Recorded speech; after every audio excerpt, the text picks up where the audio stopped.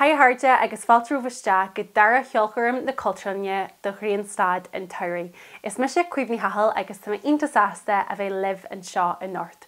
Tásúlginn gosibh déanú go maiid is gosibh sláin sailte agus gosibh súil le hithe den siamsaíocht agus ceáil is fearr ó óránaithe agus ceoltarí ó fud fad na tíre agus na Halaban. Is am inta dúchlanna an tam a lethir do golóirginn a go háirithe dar nálíontóirí agus ceoltarí, mar go seisiún cheáil, giganna agus ceolchurma chutha ar cail nóir athló timpeall na crunne. Tá sé inta táhairt a dúine an seo sa Holtland go méarmuid ardan na ceoltarí agus na hálíontóirí seo ag an am cearna le siamsaíocht den scoil a chur fáil díobse sa phobal. Mar sin tá nasc PayPal na cultúine beo agus is féidir sinntas a chóirt agus bí cinse go raithíonn target sin i drá na nálíontóirí atá cua brúlinn. Ba chata táhairte i bhéalar na néal ag Grianstad an tSamhraidh. Hanóin gur tús é le ré uair a tá an le is fuide sa bhliain linn. Agus tá luthóirín ggóil Tommy ó Cníile linn ón Bhroiséil chun níos mó in sin stún faoi. Grianstad an tSamhraidh. An lá is fuide sa bhliain. Ceann na leitheanta is táhachtaí is sean éilre na néal. Tá sé linn. Le sé bhí an uas bhí an Grian ag taisteal an an sa spléir a chur fad le gach lá. Ach anis tá sé na stad agus tosaín na leitheanta i ggurí níos sciire a ríist. Dé ar né a raigh go dtí Grianstad a dheimhrí. Sular tháinig an crístiacht an seo go héireann, míle go léith bliain ó hin. Bhí a greidiú héin ag na géal. Crediú ar ó dlú winseige leis an dúlra. Le hanmhíthe, leis námseir, agus leis na séasúr. Ní féidir bheith omlann cinse fan na min sonraí a bhain leis an creidú sin, ach tá sóginn ón sean letriacht, ón bhéileagas, agus go deimhin ón ar séad chorthaí arsa seandálaíochta, brú na bainne mar hampla, gur ó táhacht ar leith leis na Grianstadna. Is mór an táhacht fásta a bhí leis na príomh éilse séasúracha. Imbollag, sin tús an nearraí a tá nasca anis le lá le bríide an ciad lá de bhí feabhra. Baltainne, teacht an tSamhraidh agus na torthaíochta. Lúnasa, féile an óir a tá ainmníthe an ómós an díal lú. Agus saoin, tús a dheimhrí a tá linn go fáil a bharm an sprí ar fad a bhaineann le híthe hauna. Go dé rinneadh ag na féilsí seo mar sin. Well is minic gur lasú tinse, gur agrú féstaí agus gur tháinig an pobal le chéile le ceilliúrú a dhéanú ar an nádar, ar an bhí, ar na déithe a bhain le gach féile, agus ar na sinseir a thuí rompu. Crediú gur an nasc ar an saoil seo agus an saoil eile níos láidir ag na hamanna seo, agus go mó na sean spirid nó na siaga níos congraí dúin chumáid. Trá seo Grianstad an tSamhraidh, bhí siad an nós ag daoine an nach cearn den Eorp tinse cráha lasú. In dhearann maran an tuirisins na ceantar géalteachta agus náitina eile go fáil, agus tá pobal fud fad na tíre inis i ggurí áfheochan a dhéanú ar an nós. Ihe éile óin a thugtar ar an ceanniú seo inis, cangailte leis an níomh Christi, ach téan an éile arás go dtí fréimhethe an chine réana héan nar a thosaímuid a ggóil buíthas leis an solas mór sin as ar gcionn. Cuacht na batha eile, ag súil go lonratheide orainn ar feadh tamad eile. Bé meis buíoch ggóil se an go fáil. Bannachtaí na féile ar a bhile.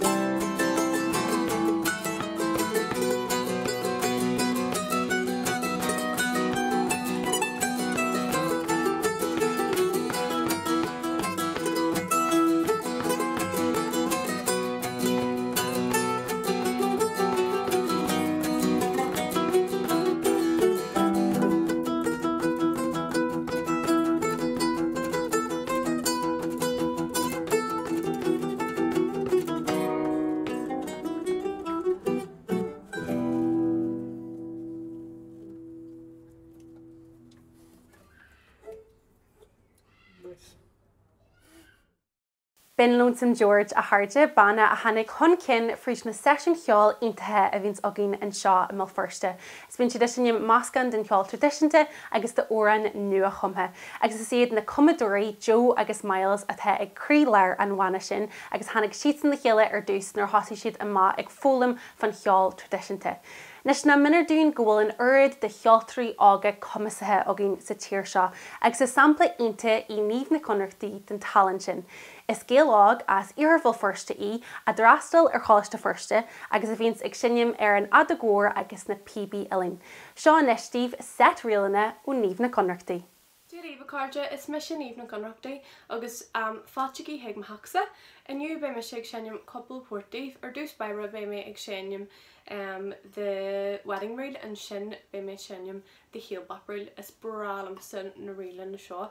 Mas tá si a rá so gibh bacordí fé ag sinnim lam bralam den sib sin so so an gomun sult as seo.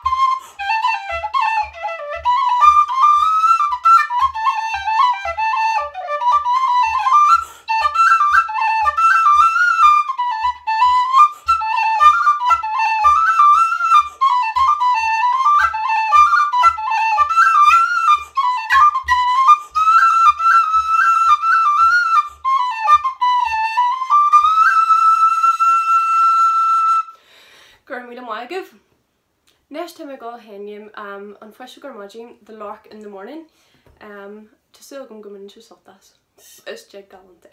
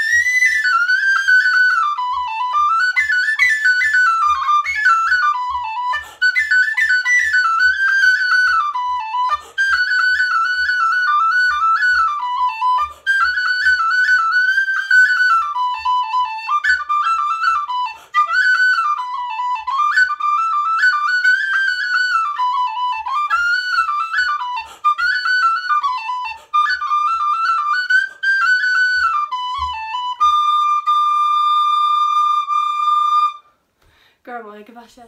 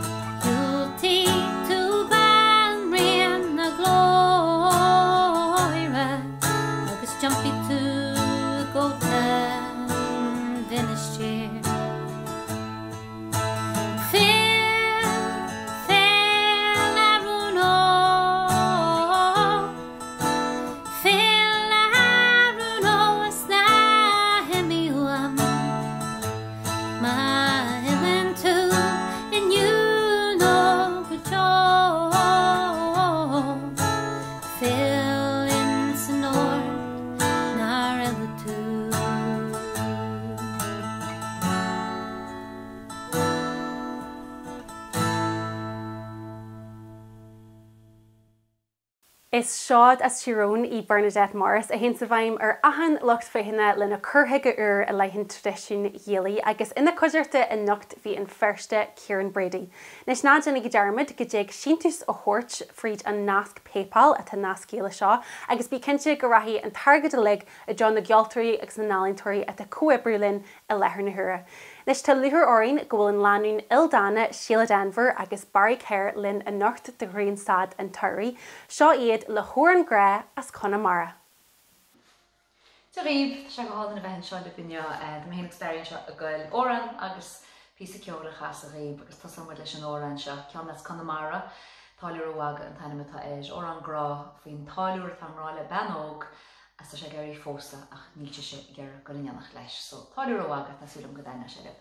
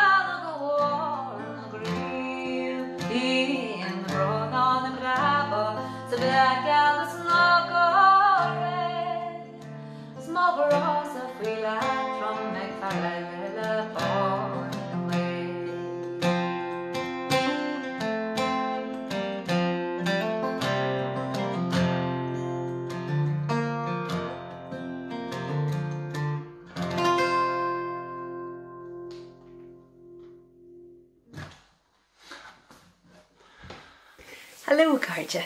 Tá sé deas go Joe bheith an seo libh don cheol chum seo an cealarú I dheanú ar Grianstad an tSamhraidh le Culturlan mac Adam ó Fiach. Is mu sé maiir sep agus is mu sé úidir an leir seo an féile can agus an rí. Agus mé go pí an scéal a léú díhanniuch. Tá an leir fáil si heag fat a fata agus tá sé maisithe go hálam ag Siona Shirley MacDonald. Beidir gáil an scéal ar ólas a chuide go hana féin, mar is sean scéal atá gceist ó bheit asolaíocht na hÉireann an scéal a bhaineann le mir agus édain. Tá sé níos mó na 1000 bliain d'éis agus tá sé agin an chuid na lágscríbhín is sinne atá agin sa Gaeilge. Ach tá cruch nu a curtha agam ar an scéal don legan seo, so bhí mé géirí stiúr a chuirta édain mar friú charachtar an scéal stiúr a chuirta an tam seo ar a scéal hín. So sin an tá deanta go mar dearm tá me go pí slacht a léidí díireach le blasú a thuirtí an scéal. Tás í an go mhaí siad saltas.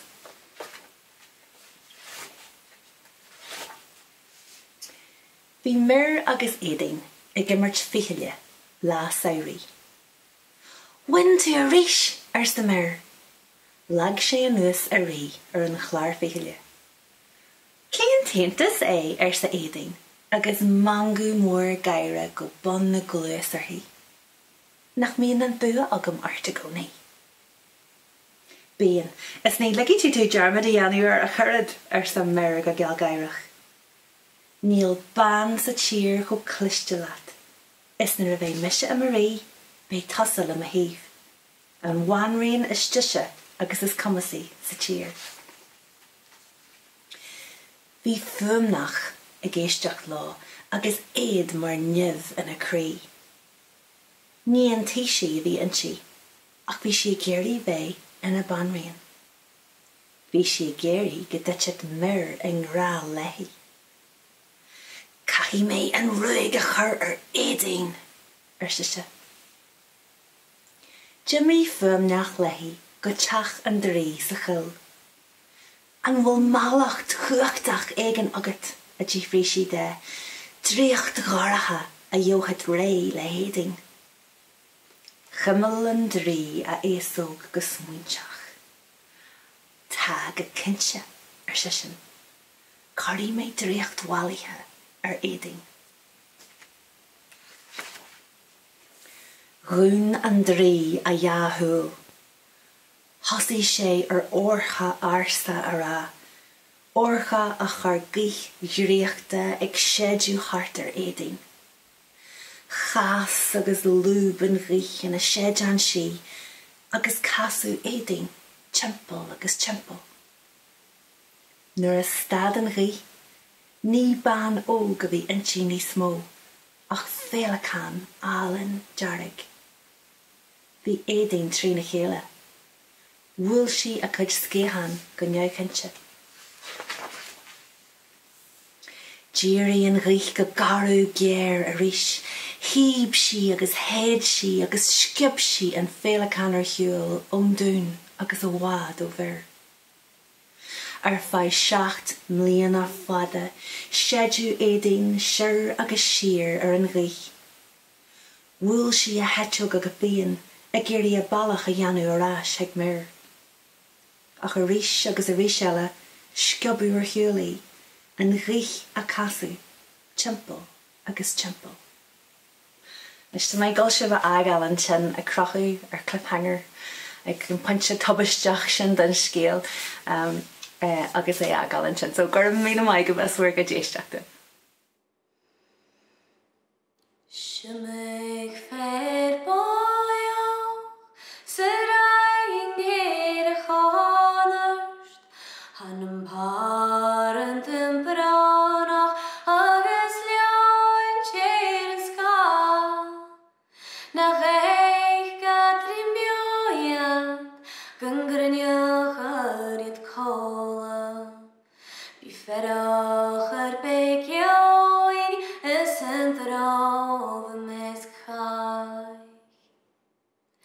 gur mór a bhatúlam riteich gyn sy'n dwy is gara tognús on e gari kukushen nach chiku kamjúsi von galig gehúsast ma vianoch genúl janenúr is vilukna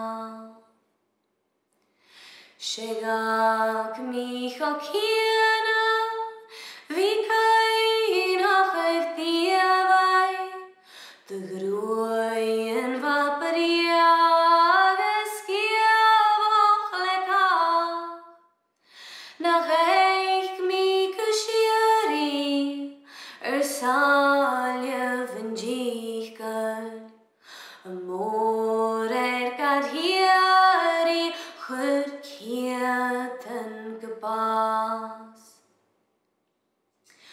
ach skrien kaiser gailoch gen gleeste habalich na jei chudde se ouden saas nur huyes na treven sin kien je chud die hele Bilichter se fepar galevig ma vas Get ga giet en diechen Gynjes je begreeghoed Chanaker le tjeu door hier un harst Gynjerig le evai mar chunne mi rievu Byd de naidjen le fiev et har fiennes met vas Na bin set lugut Nor harjet gat junsi Lekkunen nach dupeltje seur namala Vik pressig voeter Voor week alle tjeruskje Mas feich gin jurun Is toch hoerischen laat Ar muíos le maiir zep a le gite as luair directal seci an Felican agus an rí, agus an sin bhí or an galanta agin ó Ellen MacDonald ó Inverness or an Albana leach ar her own a tá bunithe ar gan gra a screw hart fan bblion séideag sa dai. Nis tá nás glaidir idir phobal na Gaeilge agus bannaí ceol Albanathe ar nós Daibh agus Nightworks agus tá muid inta buach go raibh Ellen in nona bhéilinn in North de Grianstad an Tyree. Ina Sharélinn go bailí clia et gohfuil an fille agus creaaltóir Ciaran Sa Ciaran ina cinródaí ar an ton uair seo de Iliart New Hampshire a tan cin is síl na Gaeilge. Tá a chud filiarta leite eici in London in New Ira sa Bhrúsil agus timpeall na Héireann fásta. Tá sin na scrúbhnar conithe in DCU agus na minar dún go sí linn an seo an North. Seo Ciaran Díomh chuirda tásúlagam gúil sibh go maith, is mis a Ciaran agus tá méid chun beag an filiachta a rec inis. Le mí an bhróid a chéilóra seo dá a scríomh méid dar tidal ag míú mo gnééisachta le maróg an linn tafií agus scalóga. Agus an chial atá le maróg an linn tafií ná sticky toffee pudding, agus tuigeann sibh scalóga tá méid cínta de. Le dul in lec le ceistena na manach gnééisach ó rá héamh an scá le cinsiach, dul bhig mé meafar. Cuimhnig ar bharóg an linn tafií agus ar scalóga. Rá via ábhar ália. Maróg an linn tafií is fearr le daoine óirithe, scalóga daoine eile. Ó rugadh mé, trumlach an ama, glacinn an saoil leis, gur scalóga mar raibh. Ach ó is óg, bhreath mé dúil sa bharóg an linn tafií, cé gur thuig mé nach í go ná spéis na galíní í. Is éas go tacht ar scalóga. Derhin fiú gur dachar éilú ahu. Tá si der chuile bhíochlár, I ngach ein violin, café, bar, tach, gach áit a héim, bíon siad os mo chóir amach. Tá siad có flúirseach sin, gnéanam móid lom hain, stéine ó scalóga. Le brú a chur hain tacht bharóga. Ach éist, níl sé éasca. Go practicúil, saola gur tusa mise, ocrasart, siúlan tú isteach duras na bíalana. Beas dá meach maróg anlan tafií fáil, ach is beag an seans. Ach bí cínte go dúrfar amach, scalóga do cheacanta le chuile bhéile, gáil ag tacht astú, do thuúla letha, do lámh ag síne ina dro, agus mar sin, gan smuoine bhéir, brisin tú do bhóid. Mar sin feictar mé ag ithe scalóga, agus ceaptar nach bhfuil wem ach scalóga. Ach santíim freisin, maróg anlan tafií, te ón aon, milliis agus bug, agus leis sin mar spruc, téim go dtí na bíalan na speisialta do bharóg anlan tafií. Ach tugtar bíochlór na scalóga dom. Farír I mo chása ní aithníon cuiróg eile. Ach is cuma, mar nuair a chluisim ban in acalum a rá. Whoa, féach anlan na maróige sin. Tegum, go bhfuil mé I measc mo riní, ma ná eile a hici mo bhíonta. Sin go dtí go dosíonn an bhean chéine ag cána scalóga. Ní ísach si ceann riamh, is ictóir maróga I a bhfuil réalt ór ací. Nuair a admhíam nach eolaí mo bhlas, is le áras a éachtar urim. Déir na maná eile, níl blas bith le scalóga. Barlam bás a all ná lámh a legan cheann acu. Dif mé scalóga ór amháin agus beallah bheith cothatha in aig mo thula a bhí sé. Agus déanta na féranna, bhí scalóga agam de mo thul hain. Agus níl aféile min éon chur. Well, I gás cínar le tá afélín, ach nach go idir fad tar éis scalóga all is títhe a chur aféile uring nar a dairí gan Grian. Nuachtaíonn mo bhlas go mo cánta, ach dar le daoine óirithe is braig é. Dar lum go mííon nascidir an taobh nach gredan siad is a spéisianna bí a hain. No na spéisianna a admhíonn siad. Tá th ann a bhíonn nach spéisló ach scalóga, ach feicim iad go minic ag ithe maróga. Tá th ann a bhíonn gur spéisló maróg anlan tafií, ach ní dhéanann siad éon iireacht é a fháil. Dúiltíonn siad do dhéisteanna ite go fiú ará nach bhfuil éon ocras orthú. Ach gníomh a dhearbhíonn seach is bríomhre agus ní hééis sin iompar an duine a bhfuil éon spéis aige millseog a ithe. Tá ictóirí scalóga ann a dit maróga anlan tafií trá, ach séanann siad anois go láidir é, nó déir siad nach raibh brí leis mar gníomh. Gur bhadúhain dála na lipéid agus de dheasca a lehéad de héine nach gredtar gur ann do mo gnéisacht. Well sin é, mínathe le maróg anlan tafií agus scalóga, agus madidir libse a lucht éisteachta ália. Buin sult as bhór grid bia, agus cuimhnigí ag deire an lé, gur tusa a bháin a bhlasin an rud a churann tú I do bhéal.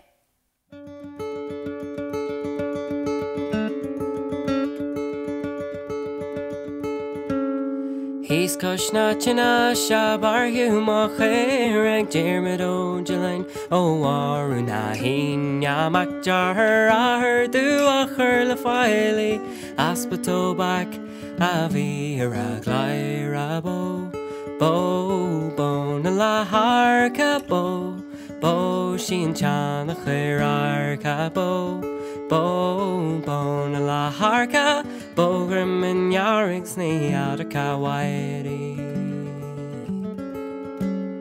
Barlum the skillet go vakin mochera Chacton and Darish Margin no steaka Halhen she banya guvahid she unga Her she jack jean jas Mergul and Bo la harka Bo she and chan the clear arca Bon la harka Bógra min jarrig sní adaka waidi Hanach sa baraha I hanach a rinstí churhas sa dúlan sis blúrin ní windy Onar yasi, onar vairach, onar yasi in chan chirarkach Bo, na la harka Bo, she in chan chirarkach Bo, na la harka Bo grim in yarig sni adaka waidi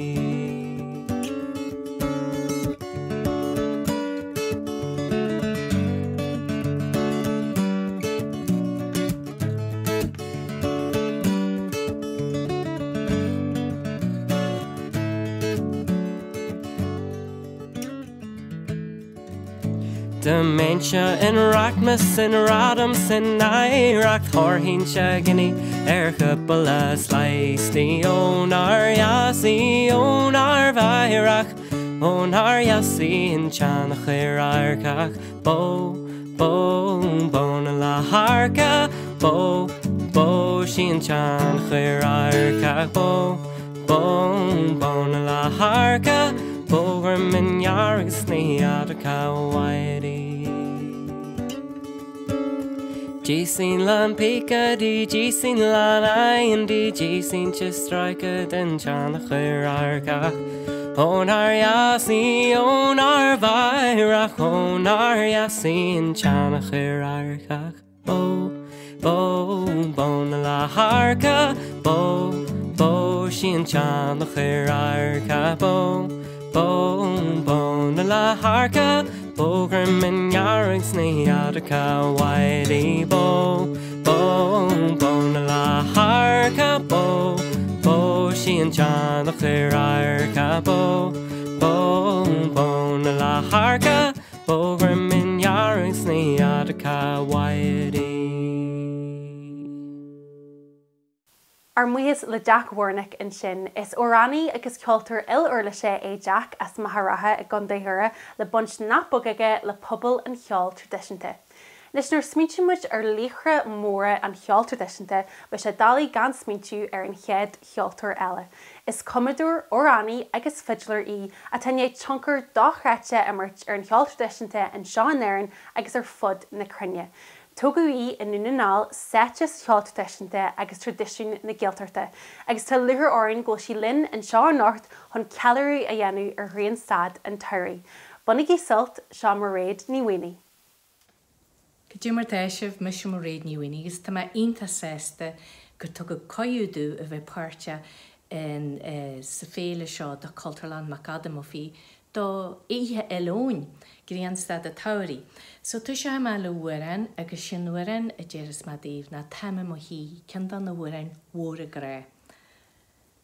Taime mo hí ó díri an iallare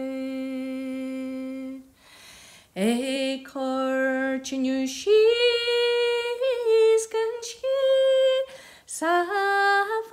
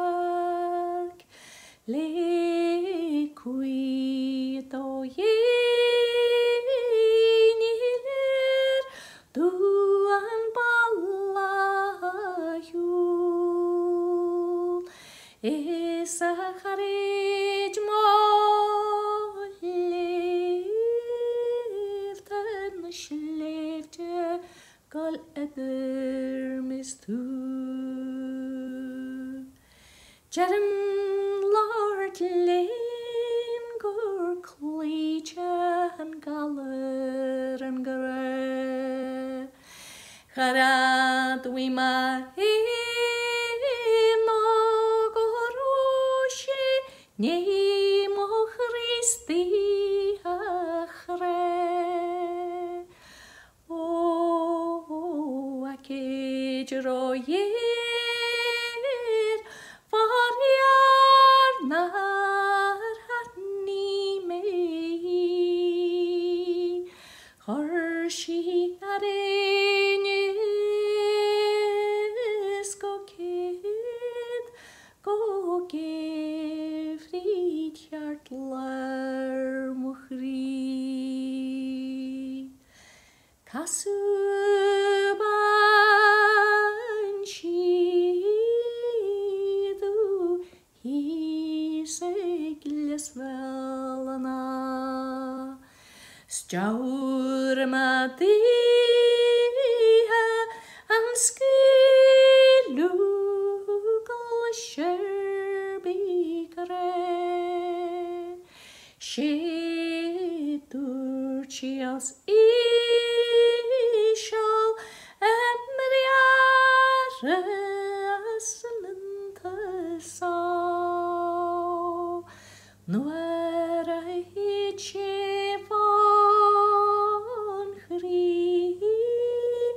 chaskilter asigobra So, sin bhfuir an truecanta fag ré in sin. Dirma bhfuir an ledíh agus seo bhfuir an forma ó oncle Tsamhraidh, bhil bhí se posta ar ma antín nán, agus sin taim bhí ar sin na Jimmy Denny ó Galahar, agus bas cascléidí Jimmy, agus ba an cara is smó bhíg mehar, agus ar a drohhuir fu se bes gneanní dí a trocar na bhí se inta ág. A fuair se sin léirmór an háidhfuir ein ó na ahar héin, agus seo ceanna go cean granar fud do fear gáil síos ag bail an tré agus tuairte má fud do créidim fud do álhan. So. Bhí me se le gáil fríd bhfuil an tré, bhí madagus céad am peal. Bhí una sa ládar an bríd is a madar an teag sa wat a bhui mansaí. Nar a hannig ben lean a go roma se fáú ba dhéir ar an simach lefiú. Ma hattas má wattas na hanlíní chattis gur thir sin áhhaile mas gan mé. Nes a chalínín bhála go bheice me tartar ar scannaní a go bhahícú. A leinhar ngála de scad an gáir sin a dascan í chíre. Scannan neoris go bheithníiste se a gailh sin agus bheithéad bhíle. Scannan neor lean ba bhéir na ballaí a mis se bhéad ar an sa línu. Oris bláidir an margad sé an par clasa is gomalis coige mín se. Bín sé na cailení bocan nó warí go ddíce a dú ar a hiúil. Har bhirla sé gan scafaí a bhréagad na cailení sin a bhar chartú na ddíca. Sta déú se lumsa go tí a leanna bhéirann sa áhar na ddíadó. Is ór ó chalení sór ó chalachaí, dírí an talí ar láras. Fáte gur bhá ag mahachsa cardja, so inis tá me se go fan gan demal a hinnim a chum mé híon darb anim an tuafarc an ómós me seanathair agus an ómós an tuafarc atá ar an sléúdú an sin an dara fan na rincan na gluganí gorma atá faúda na Cluganí gorma ar an sléúdú fásta, mar sin tá sé inta congaraach do crí sagamsa, tá suil sagam go muim sibh ansoltas na fan seo.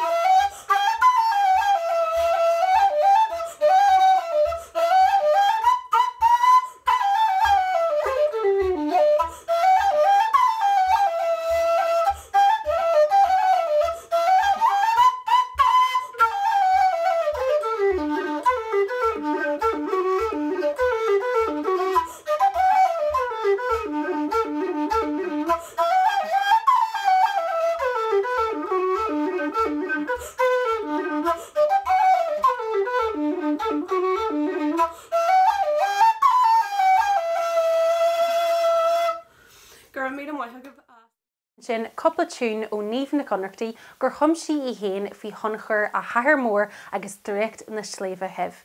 Níorbug a tharde go bhfuil nasc PayPal ceangailte le seo agus is féidir sin tú sa chóirt agus bí cinnte go raithíonn targad sin I John na Gealtarí agus na nálintóirí a the coibrúlinn I lethar na thura. Nis raimiid go tuisgurt bhil firste et go bhfuil Miles agus Joe ó Lonesome George. Okay, Harji. A couple of Port Ella again, Dave. Tar boat na sanyam done Keitchan. Agus Homer's ring sanyam done Darkin. Rahimich.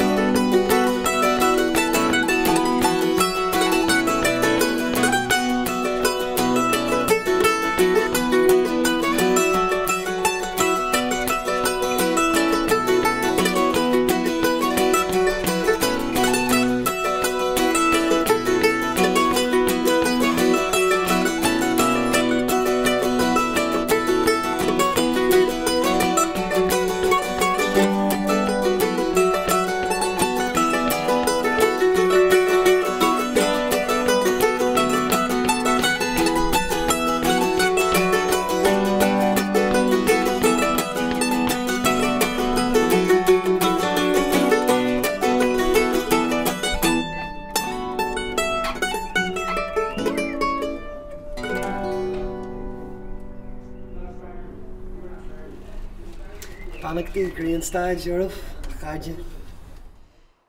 Os American do Fiegaralichen, Sri Falavan Mesk Frey, Eskahen Green Guharvia, Ritorstegin Kakte, Gumbaun Sevier Varnen Town, Longnen Granekul, Svifech in Shalurore, Risugre Countsegai.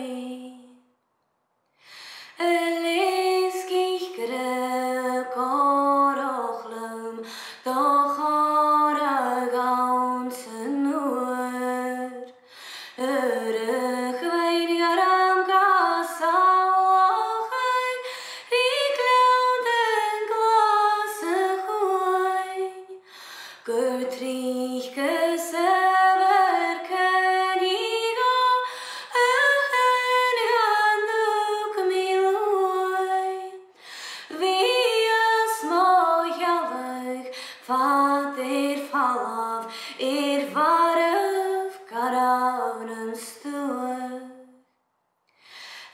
Nina Kokanduk Mikkel, Bevirit Movien, Von Hietlaria Vuk Migut Speech, But the Morels Mogrien, Ach Tevrite Veloirideg, Van Magneke Megrien, Gumar Gachnen Town to Aram, Eganjain to Lokien.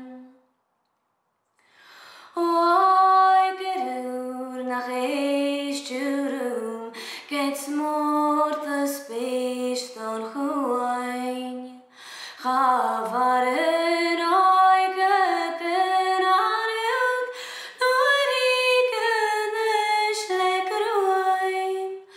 Gerbachen opper schauen wenn je, Wie mach wo graunen stuer.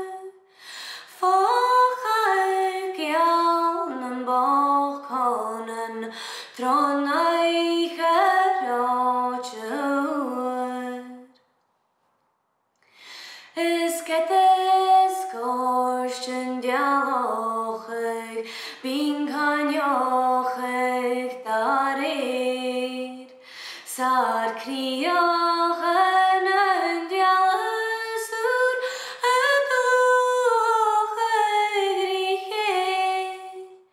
En gulken vrik gunain jochig, Ach mare vaken vet.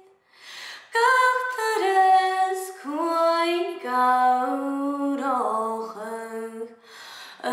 Vunjake chulere.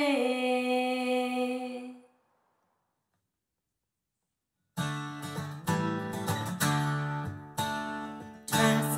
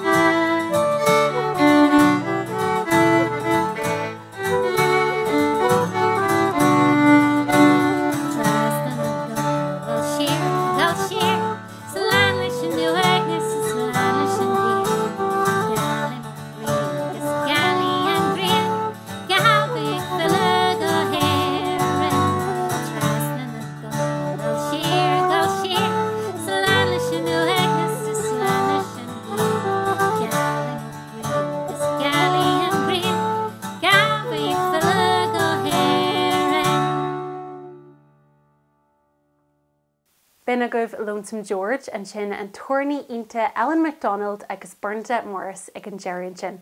Well, inis clunimuid a rís ó Sheila Denver agus Barry Kerr bunigí salt. Sinimiid couple of tunes Gillespie's agus real Salban. So Carmela my more.